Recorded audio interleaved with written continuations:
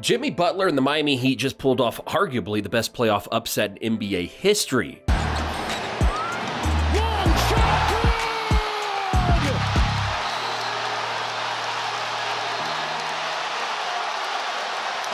And that's not an exaggeration at all. The Bucks were the best team in the league in the regular season. In fact, they finished the season first in win percentage, top 10 in points scored per game, top 10 in three-point percentage, first in rebounding, top 10 in blocks, and all of that while having arguably the best defense in the entire league. Giannis was coming off of what many would say was his best or at least second best season ever, averaging a monstrous 31 points, 11 rebounds, and 5.7 assists. He made a strong case for being the most dominant player in the NBA. And not to mention, Jrue Holiday was named an All-Star just a year after turning back the clock and averaging nearly 20 points along with 5 rebounds and 7 assists, while shooting 38% from 3. But what's most astonishing about this playoff series is that Jimmy Butler almost single-handedly took down a team with 3 Defensive Player of the Year caliber defenders in Giannis, Lopez, and Holiday. So let's go ahead and do a recap on just how Jimmy Butler dominated game by game. In Game 1, Butler set the tone for the series really early on. He ended the game with 35 points, 5 rebounds, and 11 assists while shooting an efficient 56% from the field, and also being a plus 17 on the floor. While Giannis did have to leave the game early with an injury, we don't think even he could have stopped the Butler massacre. The Heat won 130-117.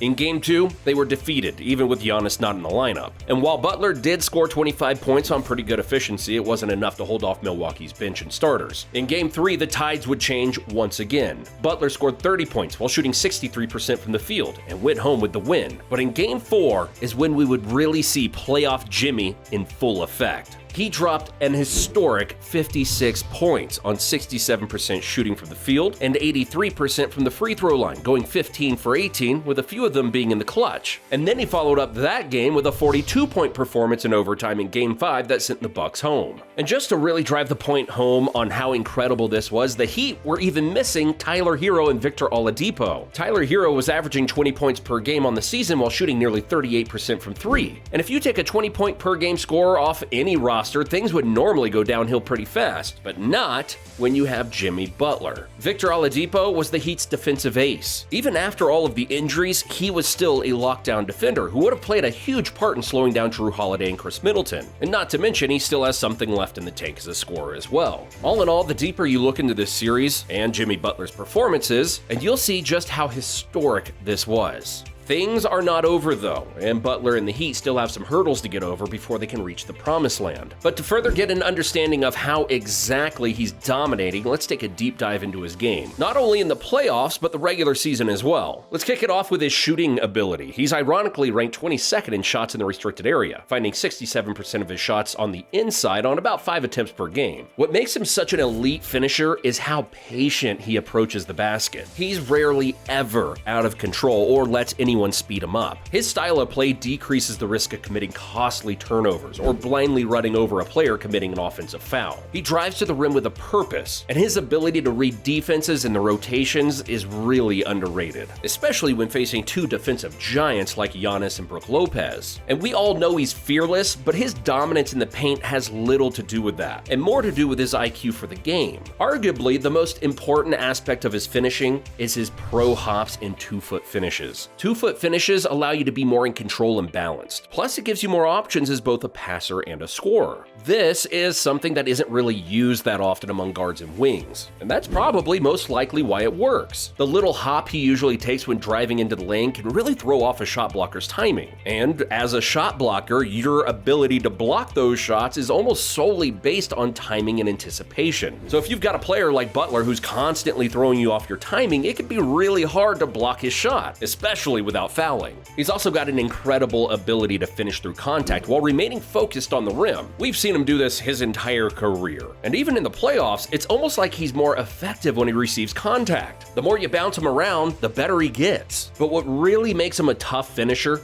is his free throw shooting. He's able to live in the paint because once he's fouled, he can make almost all of them. He shot 85% from the free throw line on 8 attempts this season. But now let's back it up just a little bit and focus on his mid-range scoring. And while he isn't your traditional mid-range jump shooter like Devin Booker or DeMar DeRozan, he could still be just as effective as those guys when it matters most. And again, just like how he scores in the paint, his footwork is the same in the mid-range. He's always playing off of 2 feet, and he's elite at exploding up, getting pretty good elevation on most of his shots. This allows him to be perfectly squared and balanced with the rim, and it throws off defenders' rhythm, especially when he has a bigger forward or center dropping back in the drop coverage. All he has to do is land on 2 feet and rise up. It's extremely quick and fluid, and his elevation makes it really tough to contest. When he's just inside the free throw line, he can create amazing vertical separation, similar to how Michael Jordan got a lot of his short to mid-range shots. He does it almost exclusively on taller and longer players, and due to his unpredictability, he's often at the peak of his jump before the defender can even react. It's practically unstoppable. He's just so good at getting to his spots and creating the space he needs to get off a quality shot. And when it comes to three-pointers, he's never been a high-volume shooter. He'll only ever really let off a 3 if it's left wide open, or if he's on a hot streak, or if the situation calls for 3 points. And just like we've seen Booker, DeRozan, Ingram, and SGA dominate without a 3-ball, Jimmy's in that same category.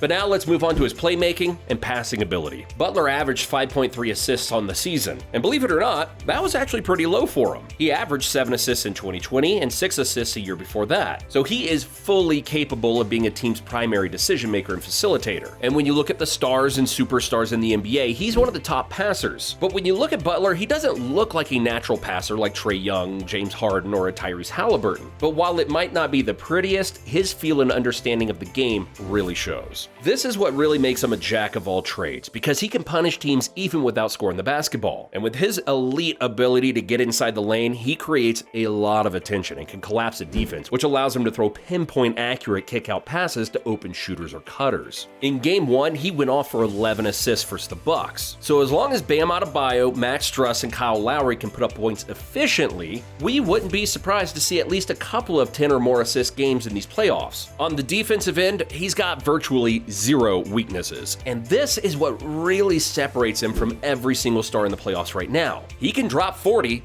while also playing great one-on-one and passing lane defense. He is exceptional at getting steals, and even averaged 1.8 steals per game, which was 3rd in the NBA. Not to mention, he's one of the most versatile defenders in the league. Many either forget or just don't realize how big Butler is. He's 6'7" and weighs right around 230 pounds, but he's able to move and slide his feet like a smaller point guard. And in the paint or mid-post, he has the size, strength, and physicality to defend just about any wing or forward you can think of. Honestly, he can do it all on defense. He can lock you up one-on-one when needed, or he can roam around and intercept any lazy pass thrown by the opposing offense. All in all, Jimmy Butler's all-around two-way game is what should scare all of his future opponents. And we didn't even mention his Mamba-like mentality in not only clutch situations, but for the entirety of the game. He's the type of player everyone wants to see succeed, due to his inspiring backstory and how hard he plays on the floor every single night. Hopefully, Bam and the rest of the Heat cast can give him the help he needs to make it to the finals again. But the Eastern Conference is no joke. But what do you think? Can the Miami Heat and Jimmy Butler make it to the NBA Finals? Let us know down in the comments below. Thanks for watching, and we'll see you in the next one.